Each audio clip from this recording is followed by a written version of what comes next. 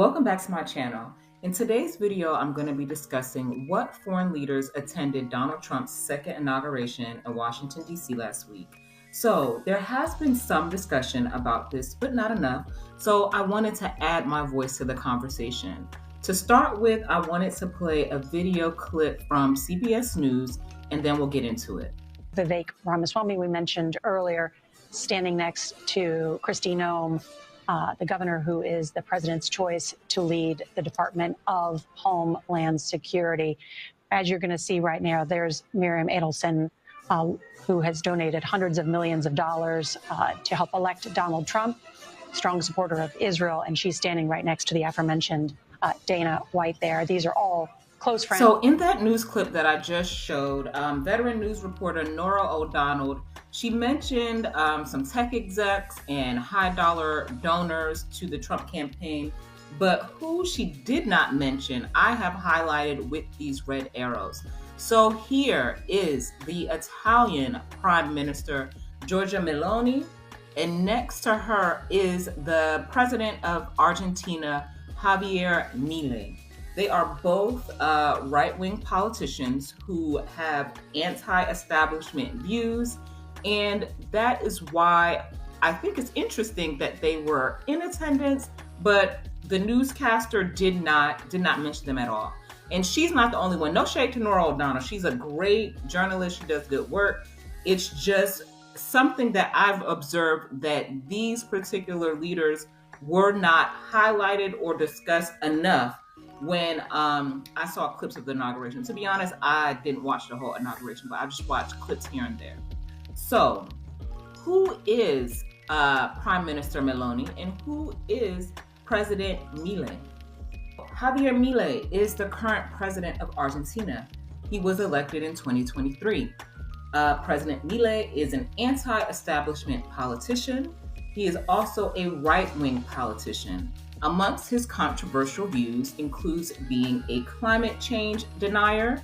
During his campaign, so before he was elected to the highest office of the land in Argentina, he made controversial remarks regarding the 1976 through 1983 military dictatorship in Argentina, essentially minimizing the harm that the dictatorship had on the country at that time.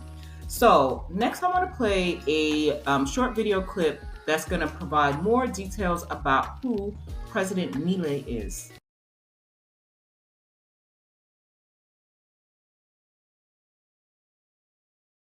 Okay, so that video clip and all of the video clips that I'll play in this video will be linked in the description box. But it has been a little over 1 year since President Milei has been in office. So the Financial Times put out a short that shows how the country is currently doing following his chainsaw politics. So let's just take a quick look at that. 1 year into his tenure, Argentina's libertarian president Javier Milei has stabilized a notoriously turbulent economy that had fallen into its worst crisis in 2 decades. Political analysts initially predicted Melei, a former TV commentator, would struggle to govern. His ideas seemed too radical and his 3-year-old La Libertad Avanza coalition too inexperienced. But Melei has used executive powers to get around his lack of majority in Congress. He's enacted hundreds of deregulation measures and slashed spending to eliminate a chronic fiscal deficit, all while retaining the support of roughly half the population. The monthly inflation rate has fallen from a peak of 26% in December 2023 to 2.4% as of November. But analysts say the country's situation remains critical. A drop in Argentines' living standards, which began roughly a decade ago, accelerated in the early months of Milei's presidency as inflation and austerity bit. More than half the population is living in poverty. The economy has only just begun to emerge from a recession, and big risks remain for Milei's plan to deliver sustainable growth. Okay, so that short clip from the FT, the Financial Times, showed that the drastic cuts that President Milei has made in the Argentinian government has helped them come out of a long-term recession, but at what cost? So to further discuss and highlight this, this article here is from Aljerzza, and the reporter interviewed a family that is discussing how Milei's drastic cuts has impacted their day-to-day lives. So I'm just going to read a bit of the article. I'll link it in the description box. So if you want, you can go back and read the entire article for yourself. It says, until recently, Abasto and her family lived in a small flat in a neighborhood or barrio called Padre Mujica, one of the largest slums in the Argentinian capital. Saul, an electrician, made just enough money for rent and food, while Abasto did odd jobs to cover the rest. Both were struggling to find work, but 2 months ago, their rent mushroomed from 90,000 Argentinian pesos to 150,000, a leap from roughly $88 to $148.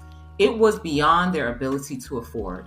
Since then, the family has been living on the streets, collecting cardboard to sell, asking restaurants for leftovers, and looking for work.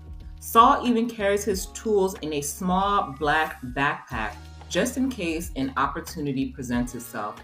Abasto did not have a former contract with her former landlord, but even amongst residents who do, changes under Melei have affected their ability to pay rent.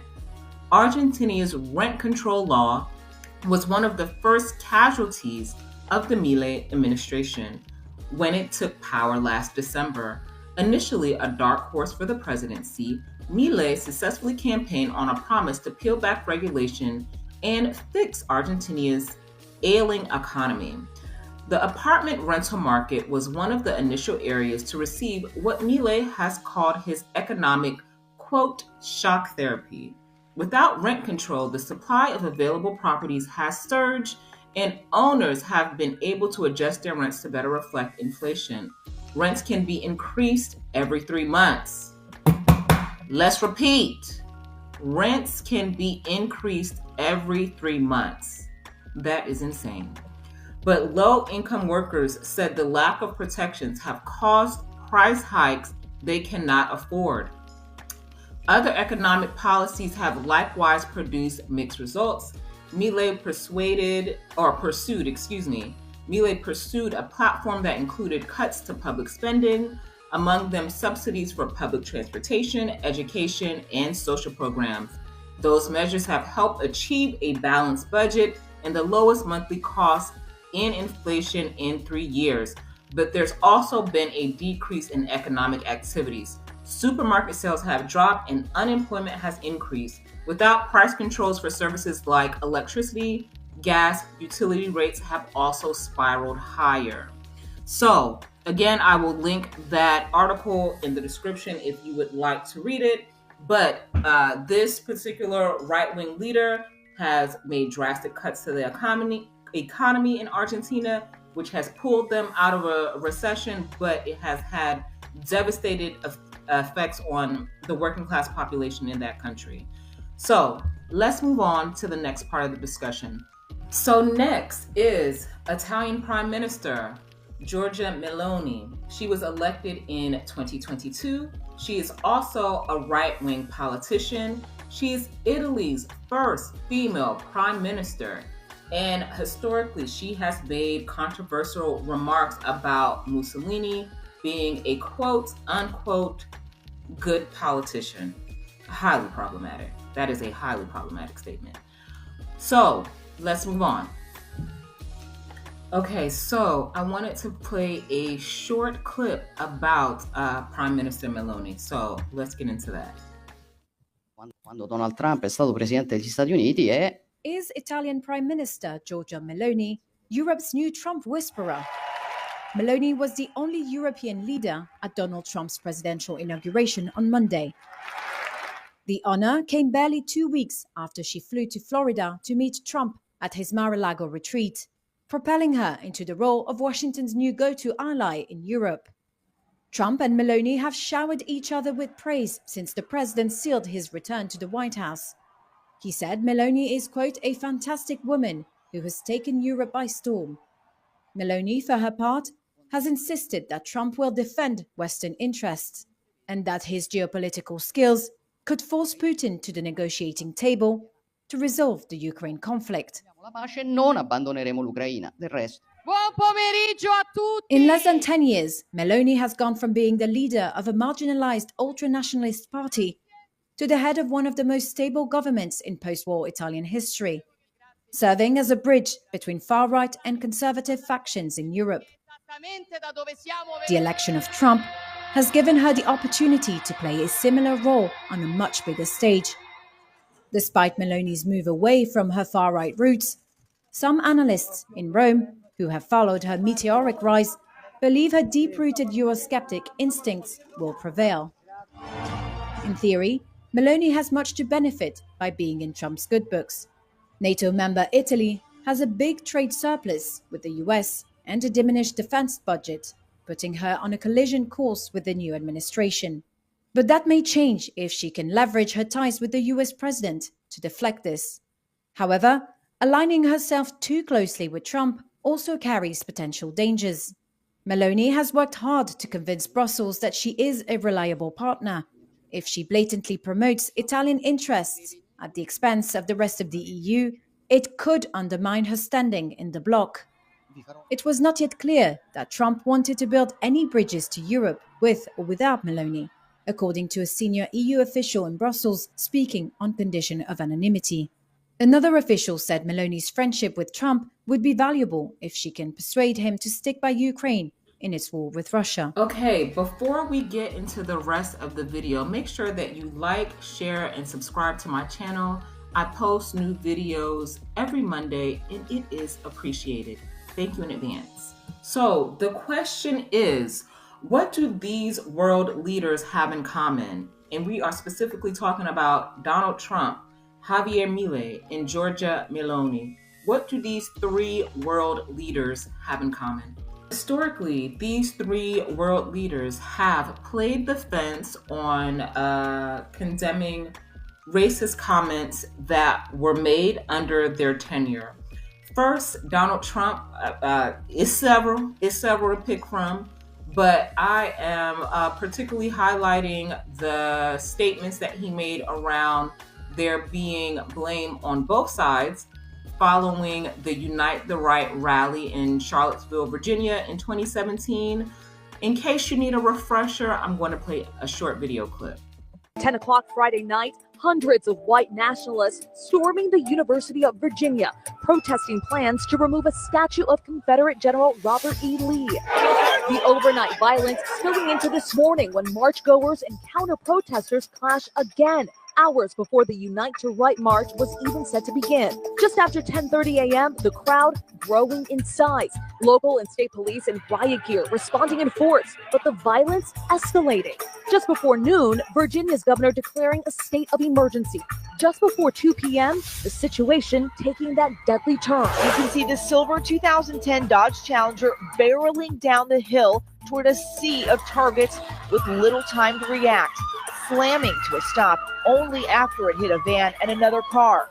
Locked in, that car shifting in reverse, screeching back down the street to get away. One person, a 32-year-old woman, left dead. 19 more rushed to the hospital, 5 in critical condition. The suspected driver, 20-year-old James Alex Fields Jr., is behind bars. The first response from the White House came not from the president, but the First Lady. She tweeted, "Our country encourages freedom of speech, but let's communicate without hate in our hearts." We condemn in the strongest possible terms this egregious display of hatred, bigotry, and violence on many sides. On many sides. Senator Ted Cruz put out his own statement calling the attack a grotesque act of domestic terrorism. Senator John McCain tweeted, "White supremacists aren't patriots, they're traitors." Racism is evil, and those who cause violence in its name are criminals and thugs. But you had many people in that group other than neo-Nazis and white nationalists, okay?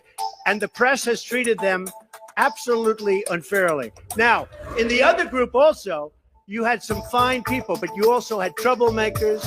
I think if we continue to create jobs at levels that I'm creating jobs, I think that's going to have a tremendously positive impact on race relations. I do.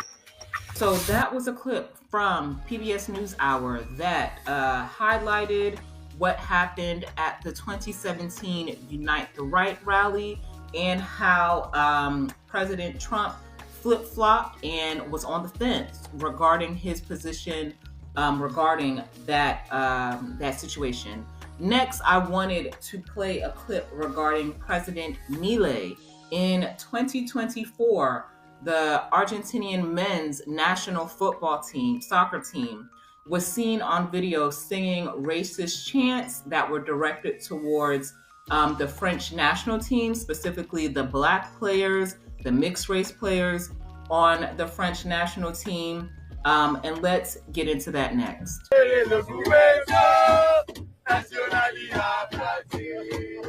This is the moment an Argentinian footballer sang a chant that led to fellow footballers calling him out for racism. Enzo Fernandez signed for Chelsea back in 2023 for a British record of $140 million.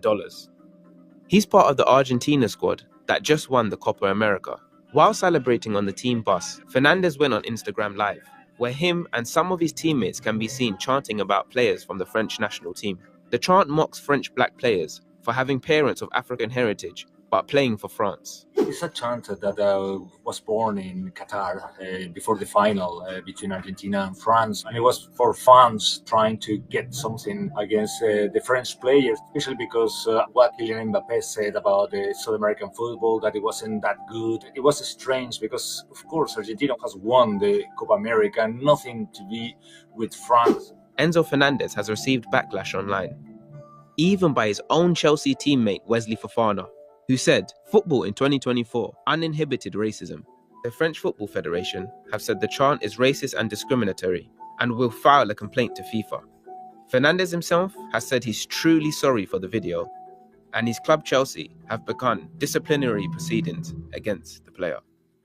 Okay, so this article is from France 24. The title of the article is Argentina's Melei to meet with Macron as tensions rise over racist football chants.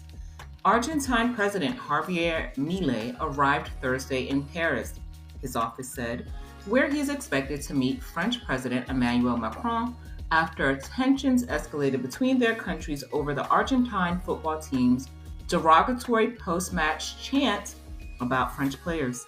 A short clip captured during Argentina's Copa America victory celebrations in Miami earlier this month shows triumphant Argentine players chanting a song considered racist towards French players of African heritage. They play for France, but their parents are from Angola, the refrain goes, with some transphobic slurs mixed in. French officials castigated the Argentina athletes in the Instagram Live video posted by midfielder Enzo Fernandez, who publicly apologized. The French Football Federation filed a legal complaint over the unacceptable racist and discriminatory remarks. Fernandez's English club Chelsea started an internal disciplinary procedure. Censure from the football world snowballed into a political scandal last week when Argentina's conservative vice president Victoria Villarreal defended Fernandez and the team, saying that Argentina would not tolerate criticism from a colonialist country. In a widely shared social media post, she insisted that Argentina was not a racist country because, unlike France, we never had colonies or second-class citizens. We never imposed our way of life on anyone. Enough with faking indignation. Hypocrites, she added.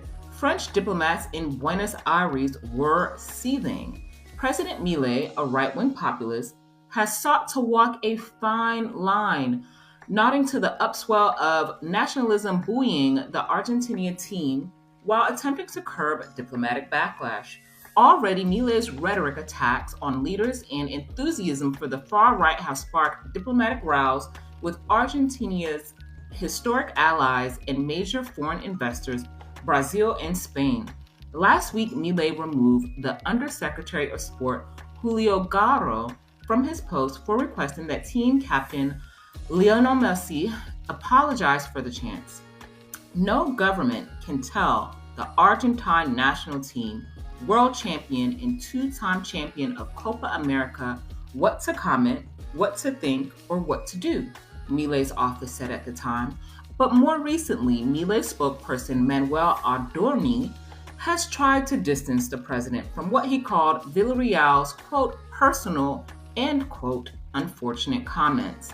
He said that Karina Melei, the president's sister and general secretary, took it upon herself to disavow the vice president's statement in a meeting with the French ambassador last week. It's a comment that does not represent the opinion of the government, Adorni said of Villarreal's post. Relations with France are intact. So basically what that article highlights is that President Melei was on the fence following this international controversy that was started by members of Argentina's men's national football team. His vice president made statements that were in support of what some of the players said, and rather than the president, who holds the highest office of the land, making a statement either in support or renouncing those comments, he had his sister, who is the general secretary. She put out a statement refuting the vice president's statement, but President Melei, from what I've seen, you can drop down in the chat and let me know if he made public statements. I did not see any, but he did meet with French President Emmanuel Macron in Paris prior to last summer's Olympic Games, which was held in Paris. So it could be that maybe behind closed doors they had a discussion and it was not, there was no statements made outside of that private discussion. Who knows? So let's start by acknowledging there is an error on this slide. On the furthest square to the right, it says President Meloni. That is not her title. It is Prime Minister Meloni. So in Italy, they have a president and they have a prime minister. The prime minister is the leader of the nation. So Mrs. Meloni is the prime minister, not the president. That is an error. Moving on. She is the head of the Brothers of Italy political party. This political party has historic ties to fascism in Italy and in particular Mussolini. I'm going to play a short video clip that further explains this. Italy's is a politics of contradiction, of democracy, of technocracy, of could-have-been saviours, of rebirths and renewals that never were. And the latest would-be saviours for this not century-old republic are the far-right Brothers of Italy party. The great challenge facing us today is defending national identity and the very existence of the nation states as the sole means of safeguarding people's sovereignty and freedom. A party with a neo-fascist history, in some ways a history rising from the embers of Mussolini himself. While defending the Italian sovereignty, we cannot forget to defend Viktor Orban's Hungary or Kaczynski's Poland, once again under attack from the European progressive mainstream. It is Giorgia Meloni, the party's leader, who scores most attention. Working class, charismatic, she and the Brothers of Italy were the only ones to stay outside the government of Mario Draghi and have climbed the polls from almost nothing. She's hardline on social issues, but has moderated on others, especially her erstwhile deep Euroscepticism and pledge to defend Ukraine. She'd be Italy's first female prime minister, but she has refused to condemn the Mussolini regime, and though inspiring to many, for some evokes some very old fears. So next week, I'm going to be doing a part 2 of the discussion about which world leaders were not invited to Trump's second inauguration last week, including UK Prime Minister Sir Keir Starmer. So these world leaders, amongst others, definitely got left off bad and bougie. All of them and more. So we're going to talk about that next week. Okay, so this video is already long. I did not want it to be any longer, but these are some other notable attendees. So, President of China, Xi Jinping, he was invited but did not attend. But in his place, Vice President Han Zheng did attend. Reform UK party leader Nigel Farage was in attendance. French far-right politician Eric Zemmour was in attendance, and Belgium's right-wing party leader Tom Van Grekken was also in attendance. In conclusion, here are my final thoughts. Now, obviously, this is going to be a simplification of all of the information that I shared through articles and videos, but President Trump, President Melei, and Prime Minister Meloni are all right-wing populist politicians. Say that 3 times. Right-wing populist politicians. They are also considered like firebrands. Essentially, they, particularly during their campaigns for the highest office of the land in their respective countries, they took an unconventional approach, and that approach was successful for all of them.